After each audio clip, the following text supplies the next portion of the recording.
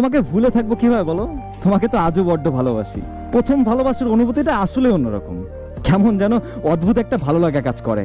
ইচ্ছে করে সবটা সময় তার সামনে গিয়ে বসে থাকি, তার চোখের দিকে তাকিয়ে সারাটা দিন পার করে দেই।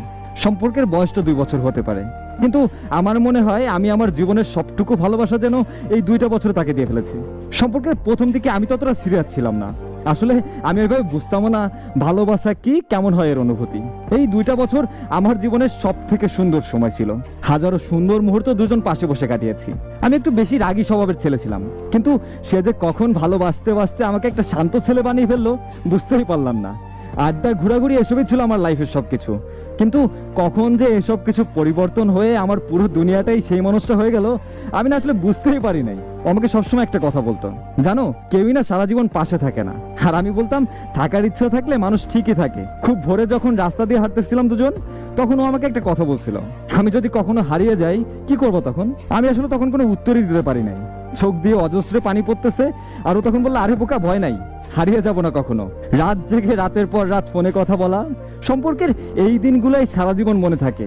কত স্বপ্ন দুজনের, কতই না পাগলাম, তাই না?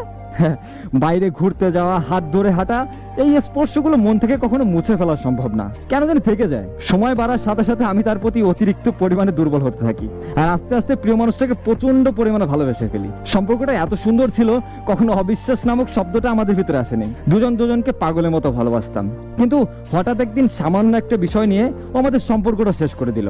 আমি অনেকবার বোঝানোর চেষ্টা করছি, কিন্তু ও শুনে নাই। আমি যখন বললাম তোমাকে ছাড়া আমি ভালো থাকতে পারবো না, ও তখন বললো চেষ্টা করো ভালো থাকার। আজ আমার কাছে কিছুই করার নেই, আমিই পারলাম না, ভালো থেকো তুমি। তারপরে আর যোগাযোগ করতে পারি না ওর সাথে। আমার মনে হয় কোথাও না কোথাও কিছু তো একটা ছিল, যার কারণে সে এভাবে চলে গেল। তার কিছুদিন পরেই তার বিয়ে হয়ে যায়। সবটুকু তো জানি না, তবে যতটুকু শুনেছি ওর বাবা মা জোর করে ওকে বিয়ে দিয়ে দেয়। আসলে ওর সাথে তো আর যোগাযোগ হয়নি যে জানবো কেন, কিসের জন্য আমাকে ছেড়ে চলে গেল সেদিন। ভুলটা কোথায় ছিল আমার? মানুষ একবার হারিয়ে গেলে তাকে তো আর ফিরে পাওয়া যায় না, আর সে তো আজ অন্য কারো। তার উপরে তো এখন কোনো অধিকারই আমার নেই।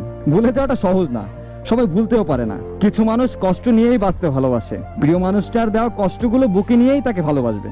যদি তার ছেড়ে চলে যাওয়াতে আমি তাকে ঘৃণাই করি, তাহলে তাকে কেমন ভালোবাসলাম? ভালোবাসার মানে যে তাকে পেতেই হবে এমনটা তো না। পাইনি কারণ সে আমার কপালে ছিল না। ভুলতে তাকে আমি কোনোদিনই পারবো না, আর বলতে চাইও না।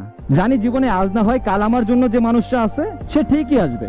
তাকে নিয়েই বাঁচতে হবে, তার সাথেই থাকতে হবে। তবে আফসোস এটাই থাকবে, আমি যাকে চেয়েছিলাম আমি তাকেই হারালাম।